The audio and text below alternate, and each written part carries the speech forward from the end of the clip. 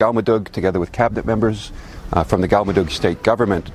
We, UNDP, have come to visit Cadaado today to discuss with the state government the collaborations with the United Nations and with UNDP on a wide range of important development priorities for the state government. We've discussed capacity development work that UNDP provides to the state government itself, had the opportunity to monitor and look at some of the construction that we're supporting the state government to undertake to house state government officials and the state parliament,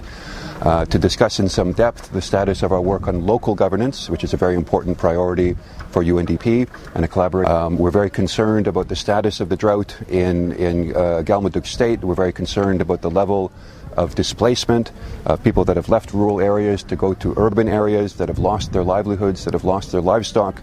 And we're very keen to work with the state government to look at longer-term developmental solutions to address these types of circumstances so that in future the state will be more resilient and less susceptible to climate-related shocks. It's been a very productive set of discussions, Your Excellency. Very, very pleased to have had the opportunity to meet today. Very much appreciating the partnership with the Minister of Planning as well, who is our chief counterpart within the state government, and look forward to very positive ongoing collaboration. So thank you very much. Your hospitality is very much appreciated today. Bismillahirrahmanirrahim.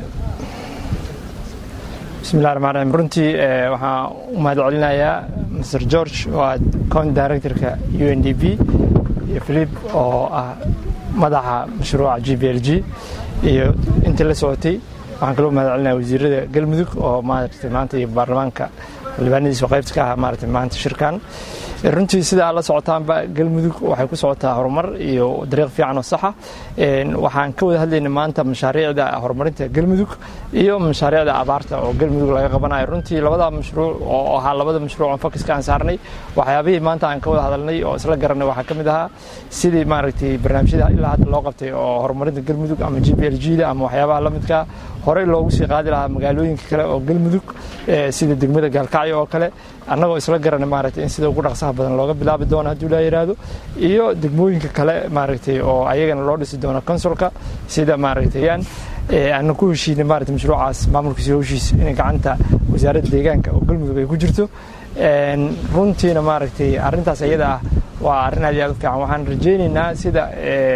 ugu dhaqsaha badan abaarahana inaan wax uga qaban doono hawlahaas oo dhan loo qaban doono runtii waxa jiri doona mashaariic lagu qoday ceelal oo noo balan qaaday oo lagu sameeyay caws xirmooyin si xoolo maadaama xoolo leeyahay annaga oo dadkeena inta badan xoolo ay dhaqdaan si xoolaha ugu helaan caws markii uu doo roobka la waayo saa la socotaan abaarta markii timaado waxaan isku daynaa abaarta in laga jawaabo oo markaas muxuu isla markiiba abaarta raashin dad la siinayo wax la mid ah laakiin hawsha aan wadno ama arrimaha aan wadno waa arinta ka weyn oo aan ku fahminayno ama ku fakarayno inaan sameeyno dadkii deegaamiinsa ugu sameeyay lahayn xirmooyin xoolaha lagu xareeyo markii abaaraha dhacaan biyo sidii loogu heli lahaa inta aan ka shaqeyn aad iyo aad u mahadsantahay insha Allah